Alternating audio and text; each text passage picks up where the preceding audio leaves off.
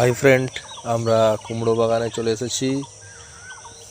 আজ আমরা একটা বাড়ির জন্য কুমড়া কাটবো, বাড়ির রান্নার জন্য। দেখুন আমার কুমড়োগুলো কেমন হয়েছে, আপনারা ভালো করে দেখুন।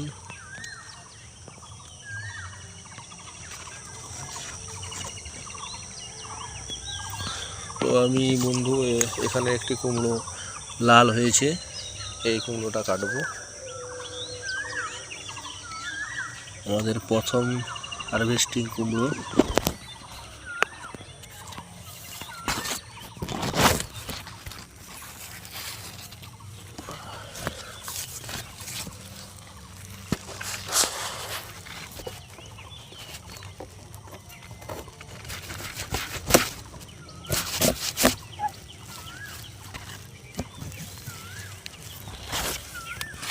হয়ে গেল।